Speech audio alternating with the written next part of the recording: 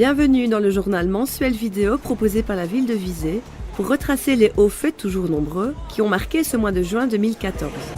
Une période qui a débuté sur fond d'hommage et de commémoration, toutefois dans la joie et la bonne humeur, avec tout d'abord ce souper-spectacle proposé par les anciens arbalétriers en Versailles, qui pour la circonstance avaient pris des airs de bal musette.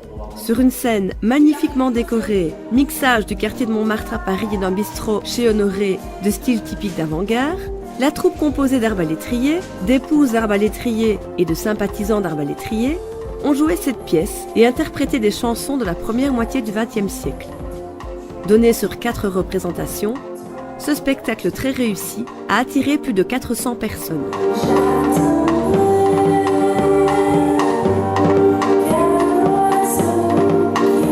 En même temps, c'est le Kiwanis de Visé-Basse-Meuse qui organisait un concert pour célébrer le 70e anniversaire du débarquement en Normandie et le début de la libération de nos régions.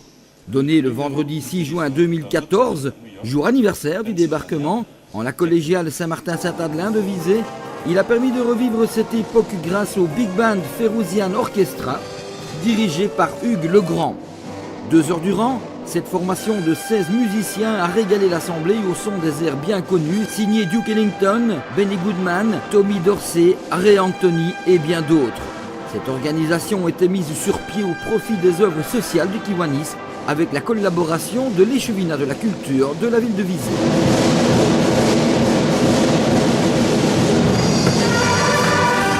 Comme c'est le cas depuis plus de 10 ans, le prix Marianne Enert a été remis cette année à des élèves de 6e année primaire des écoles de l'entité visétoise. Une récompense due à l'initiative de M. Royen et de l'Association des prisonniers politiques de Visé et environ, qui cette année célébrait tout particulièrement le retour de la liberté après les Premières et Secondes Guerres mondiales. De nombreux jeunes qui ont fait preuve de civisme et de dévouement ont été conviés à cette remise des prix, à laquelle participaient les autorités communales, des représentants des anciens combattants et Madame Christiane Royen, présidente du prix Marianne Enert et des prisonniers politiques. Encore bravo à toutes et tous, ainsi qu'à leurs parents, pour ces belles valeurs qu'ils inculquent à leurs enfants. Autre action honorable, dont nous avons déjà parlé sur Visé.tv depuis quelques semaines, Relais pour la vie connaissait son apothéose avec la marche de 24 heures organisée sur la piste d'athlétisme de la capitale de la Basse-Meuse. Un événement qui a rencontré un vif succès avec une participation massive d'hommes et de femmes qui tenaient à se mobiliser contre le cancer. Parallèlement à cet aspect sportif symboliquement étalé sur 24 heures, car le cancer ne dort jamais, de nombreuses animations ont accompagné ce week-end, ce qui a contribué à son excellente ambiance. Une opération réussie donc, pour cette première édition qui a dépassé les frontières de notre entité avec par exemple ce souper fromage donné à Warsage par des participants et bénévoles aux 24 heures de Visé qui ont reversé l'ensemble de leurs bénéfices à Relais pour la vie qui à ce jour a déjà rassemblé plus de 100 000 € et ce n'est pas fini. Voilà en tout cas une organisation qui en appelle d'autres.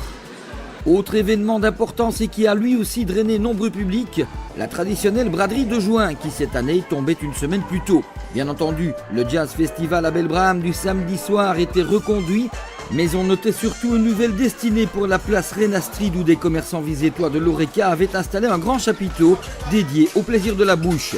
Hormis une animation musicale, une démonstration de sculpture sur glace y était également prévue. Une fois encore, avec un petit coup de pouce du soleil, la Cité de Loie a honoré sa réputation de ville commerçante, dynamique et festive. Festive, notre ville a aussi été à plusieurs reprises dans le cadre du mondial de football, vers lequel toutes et tous avaient les yeux rivés lors des matchs de nos Diables Rouges.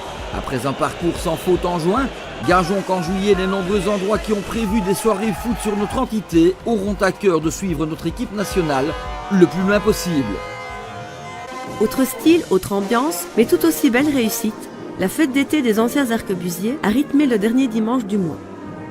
Au son de son harmonie et de ses tambours, la dynamique Gilles est finalement parvenue à passer entre des gouttes qui avaient tendance à vouloir se faire un peu trop présentes. Et en parlant de l'harmonie, on soulignera cette année la nomination d'un nouveau membre d'honneur, une figure bien connue de la région pour ses talents musicaux, à savoir M. Émile Collin, qui depuis plus de 40 ans exerce ses talents et compose de belles mélodies entonnées sous les couleurs arquebusières. Et au vu des acclamations de l'assistance, Voilà une nomination qui a fait bien plaisir à beaucoup de monde. Nous en terminerons en signalant que la gardeuse douane de la collégiale a retrouvé ses bipèdes. Pour mémoire, des voyous avaient honteusement scalpé ces symboles de notre ville.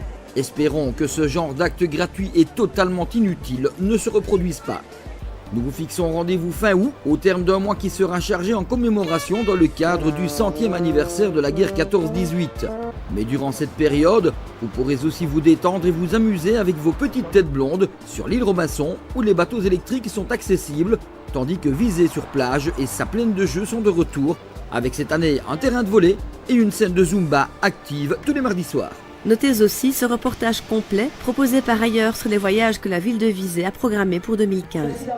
À très bientôt et bonnes vacances!